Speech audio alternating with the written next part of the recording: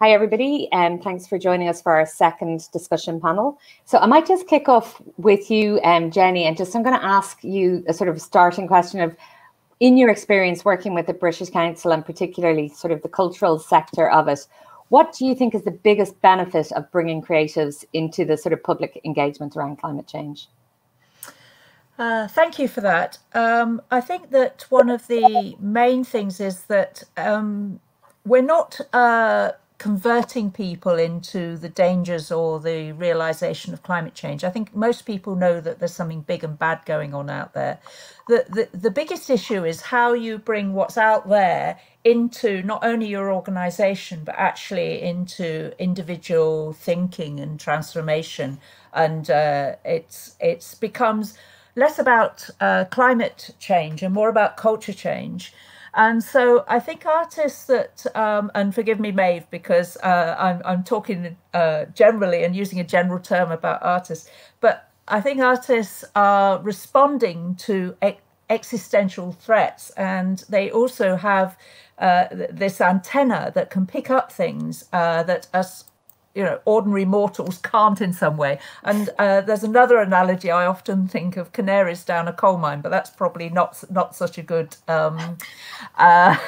analogy. But I think it's about artists. I almost feel that artists can visualize the unseen.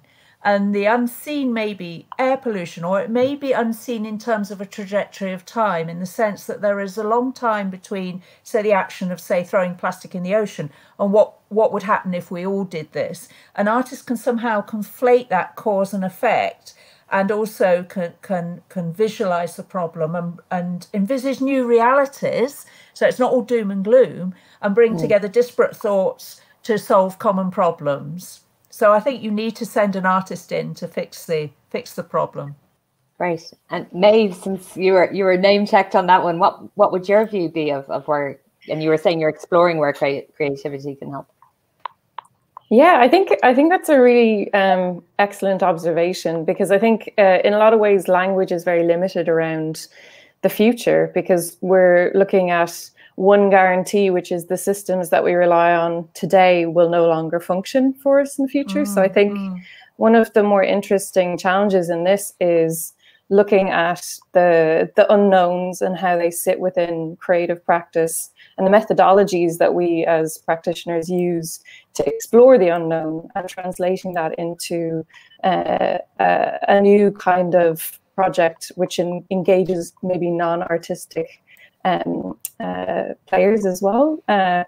Yeah, I don't know, that's a bit waffly, but yes. No, that's perfect. That's great. And like, in terms of, just if you were to kind of pin down one of the, because I think that's really interesting about sort of taking the unknown and almost turning it into, would you see that as a map? Would you see that as a description? Like, what would you see that as? Yes, so my background is in theatre and film, and it's a really collaborative process. And I'm always looking at interdisciplinary work as a starting point for my own projects.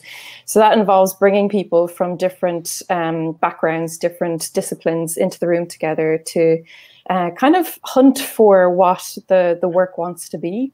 So that has to be very loose and organic as a process. And it's really about discovering a common language. And it's about language building, but that's not limited to words. It's, inclusive of images, of movement, of sound, of music. And I think that as a process and a methodology has been a really interesting one to draw on for this project, which is also looking to bring people maybe from different backgrounds with different experiences into a conversation around a shared theme. And I'm really curious as well, because it feels like a really fertile offer to artists to investigate their own process and their own discipline, because anyone working in the visual arts is going to have a different approach. Anyone who's a writer is going to have a different approach. That's great. And Ben, I might just come to you on that question. What has been your experience with kind of using creativity around this?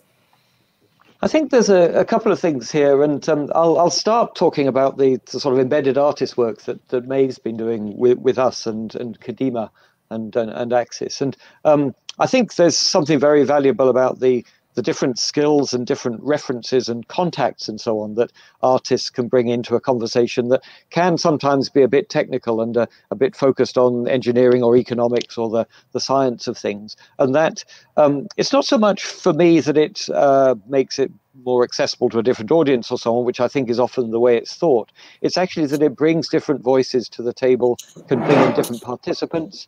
And certainly my experience, I was a theatre director before I moved into this field of climate change, and I often find that I realize that I've got transferable skills, if you like, things that I can make a reference to how we do things in theatre that may be useful in this situation, because we're constantly dealing with very knotty problems and very complex situations, and actually artists, I think, relish that complexity.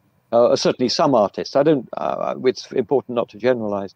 Point here is that art helps society think, and actually this is a really, really difficult problem that we're dealing with, and we need everybody who's a good thinker. And we need society to think together about this. And that's one area where I think cultural organizations can come in, because they bring large groups of people together, at least in pre-COVID times, to share that thinking. And I think that's another aspect of this that we haven't spoken about so far that's actually very important. One of the things that I've come across is the idea that people sometimes feel like they need permission to think creatively, and I think that as a single act allows people in, and maybe that also speaks to what you're saying, Ben, about culture and art helping people to think. I wonder, are there a lot of people who are waiting for the invitation? Because there can be a bit of anxiety around the idea that, oh, I can't paint, or I can't write, or I can't, X, Y, Z. But that doesn't actually negate thinking in a new way or thinking creatively. And I think once the offer is made, people really, really enjoy the opportunity to think in a creative way. Jerry, I'm going to come to you as self-described physicist and person with an interest in the arts. How do you feel the two worlds marry? Well, I think that both worlds are very complex, and especially the creative world. It's not just a single entity, which people who are technical would tend to say, right, well, the arts is actually many different, whole spectrum of activity, and some of them are quite conventional, and some of them are quite avant-garde. And you've got to maybe work out a way to deal with the avant-garde, even though it provides a bit of a risk.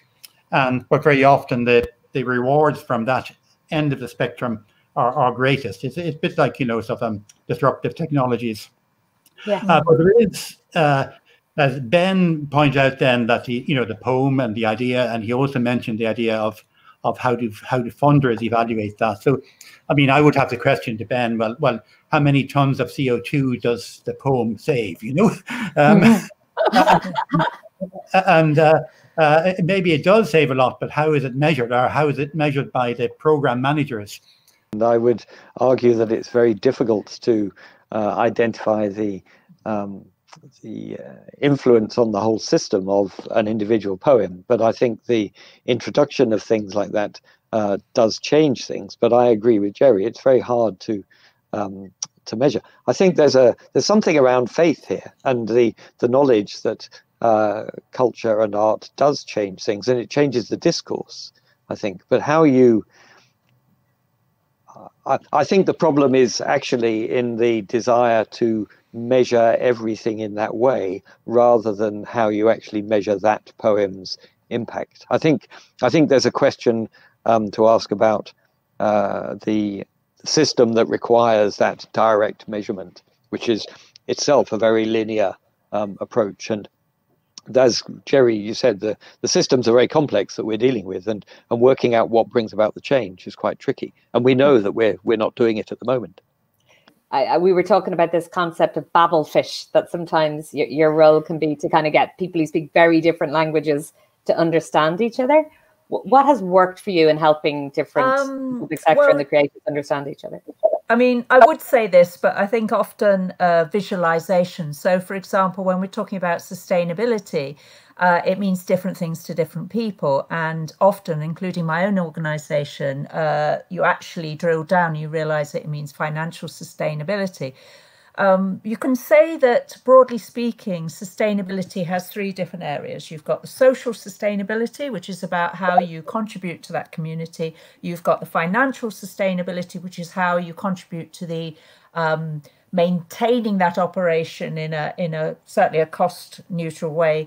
And then you've got environmental sustainability. And if you bring those three things into overlap, think of it like a Venn diagram, the bit in the middle is cultural sustainability. And then you're bringing the three disparate languages together into a single aim. Coming to you, Ben, what would you say were your biggest lessons in terms of participating and sort of setting up these kind of programs? What would you share with others who might be interested in trying this out? I think it's very important to get your plans right at the beginning and understand what everybody, making sure that everybody around the table knows what is trying to be achieved, what we're trying to achieve. Because I think it's very easy in these perhaps more nebulous non-CO2 reduction projects to be less clear, so for there to be confusion on two sides about what the ultimate aim is. And so this is one thing we learned from TILT, the organization that's part of the collaboration between the 4 European cities that Maeve mentioned, that they have what they call anchoring time at the beginning of a project that can take some time, which is a series of conversations where the cultural organization is working with the commissioning organization to really understand what the challenge is and what the specific problem is that they're trying to address. And only after that is done do they identify the right artist to do the work and so on. And I think that time at the beginning is really, really important. Do you think there's been much progress in this kind of field and development? And where can you see it going in terms of combined creativity and the climate? Well, I think there has been progress for sure. And I think there's also a realization that this collaboration is important. And I think the time now is probably very opportune to develop it further.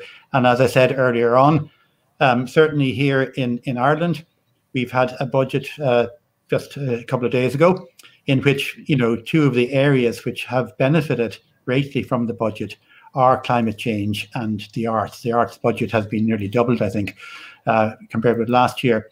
And so there is the recognition of the importance of both of these elements individually, but I think the opportunity is to bring the two elements together, and we would maybe perhaps have something more than the sum of the individual parts. And as I said earlier, this absolutely involves getting the actors. I'm just not talking about theatre actors. I'm talking about actors in energy as well. People who make action on the ground, getting the people to deliver the programs, getting them to be involved in the development of these programs. That would be my ideas. Great, thanks, Terry. Maeve, what are your thoughts in terms of, I know it's kind of something you've recently been involved in, but what can you see as being the kind of potential, the opportunities for those in the creative sector? I think it's huge. And I think the creative sector it's facing a reckoning at the moment, but it's one that began 10 years ago. The 2009 gutting of the Arts Council set the arts sector on a very particular path. So I think that this is a particular moment for stock taking. It feels like the whole sector is in a chrysalis at the moment, and how it emerges is what we get to design and decide in the coming 6 months to a year. And I think that there being a pivot towards green ideas and green thinking could put art centres and companies and individual artists at the centre of a conversation that is, it's existential. It's one of the key things that the future is going to want from us. So I think there's huge opportunity in seeing this moment as one of promise and potential, and it is really amazing to see the investment from the government that came through. And I would like to name check the National Campaign for the Arts for their coordinated stewardship over the last 6 months in creating those conversations with government and really embedding the idea of how vital the arts will be coming through this pandemic emergency, but also facing straight back into future emergencies that we're guaranteed